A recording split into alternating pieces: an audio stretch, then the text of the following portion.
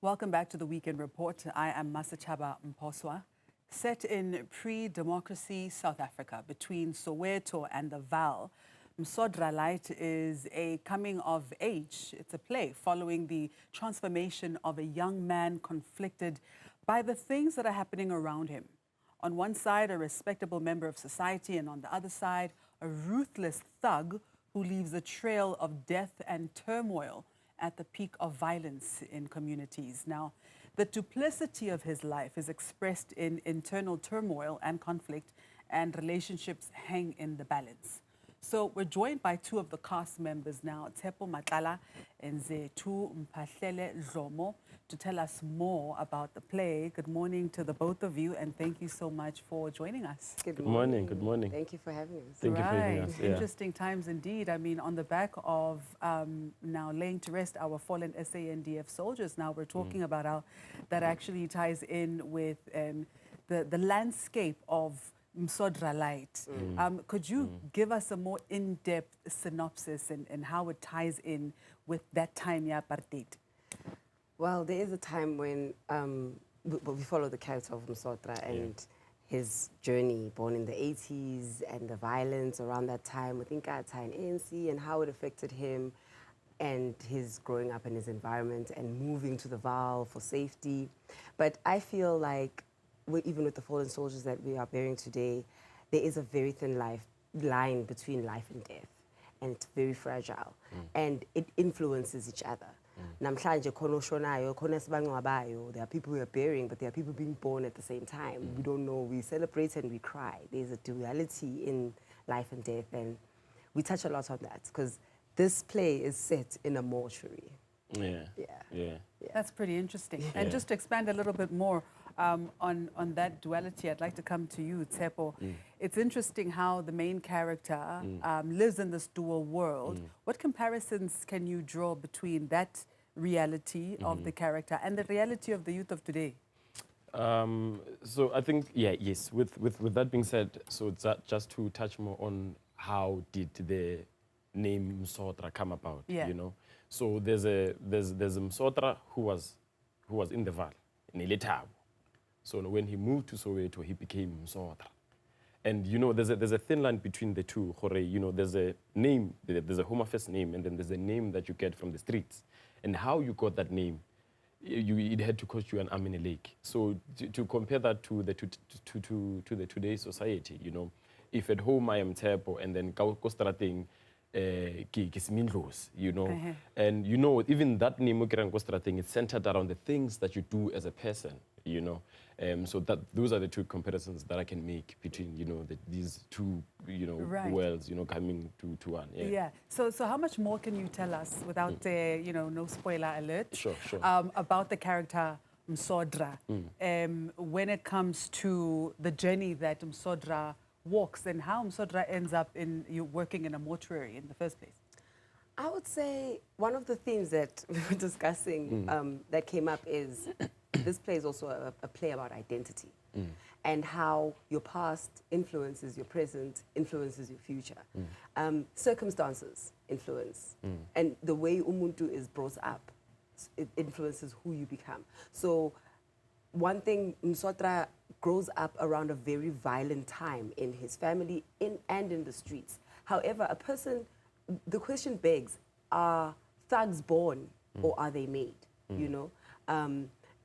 If Msodra decided to rather be a pastor instead of a thug, so every thug out there, are we going to say, no, this person rapes and kills because, they grew up in a violent area, or this person agafuna violence because they grew up in a violent area, you know what I mean? So everything always boils down to choice. And it also goes back to this, you know, analogy of saying you are attracted to what you are exposed to, you know. And in order for you to be the Robin Hood wakokasi, you know, there's a certain uncle, you know, that you envy, you know, like when I grow up, I want to be like that guy, you know.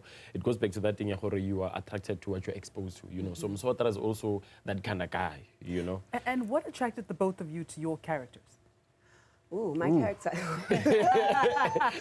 Our characters are very dark. They are very dark. their history. I play the characters of Malifu and Tsap, but mostly Malifu. And she's the co-worker with Msodra in this mortuary. They have histories of death. Her name is Malifu because she was born Kalifu, you know. So already, Nje, the connect for death with her is very... And he has the violent side of life and seeing dead bodies a lot, but her name means mother of death, you know, literally. So my character, I feel like she really sets the world of the darkness. They are very dark. They are attracted to each other in darkness. Not necessarily a romantic relationship. Like a trauma bonding. Yes. Yeah. It's a trauma bonding. It's a I see you, you see me. Oh, we see each other. Wow. Okay, let's stick together because nobody else sees us. You know what I mean? Yeah. So I think that's one of the things that attracted me to this character and that I find very interesting about her is her darkness. And yet, in the same way, you cannot actually point out darkness without having light. So they have light. It's like what you were saying right now about Robin Hoods. You're the Robin Hood to the Kasi. You're bringing the nice things to Abantu Basekasi, but the people you're stealing from, the bodies you're leaving behind, you're affecting somebody else. There's going to always be a light and shade. That is so deep. My goodness. Yeah. So you worked with some incredible directors. I mean, the production was written and directed by award-winning Thabiso Ramala, and also co-directed by Ernest Ginger Baleni. What was it like to work with these two directors? I think, so Thabiso Ramala wrote the thing, and then Ginger is the co-director as well, you know. So their perspective in how they view the world of Msodra and Malifu, you know, it's so refreshing, you know.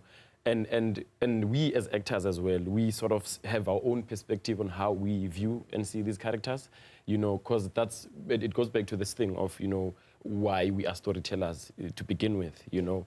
It's having different perspectives about this thing that brought us together, you know. So I think and also when Thabiso wrote the thing, he was in his own world, right? And having to bring that world that he was seeing on stage using these two bodies, you know, it's sorry to use this word, but it's a mind, you know, F word. Yeah, you know, yeah. I knew you were going there. Yeah. But the beautiful thing also about working with them is, at the end of the day, we are all storytellers. And we tell stories of people, real people. Yeah. Because we are also real people. So we borrow from ourselves and we borrow from each other. And we tell everybody's story. So I feel also the audience would be intrigued to see themselves even in these characters that they are literally not.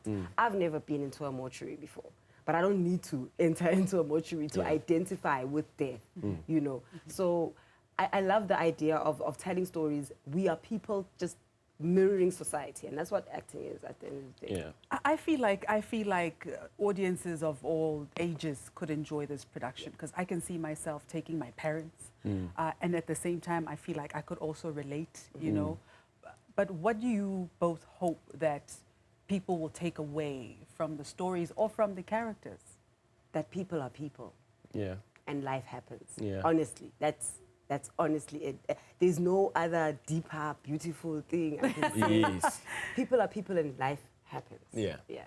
And also, you know, by just looking at Msodra's life, you know, before you can judge that character, if you were to know where they come from, you know, and the only thing that you see where they are now.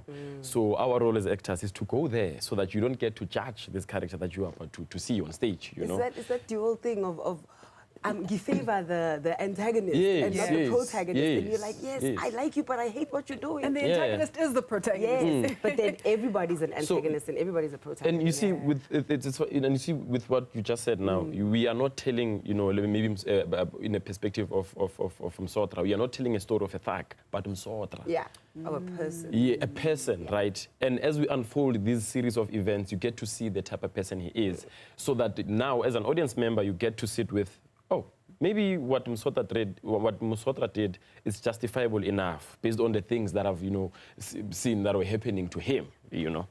Oh, guys, when, where, how? We're running on the 27th of February all the way until the 2nd of March. Yeah. at space.com in Joburg Theatre.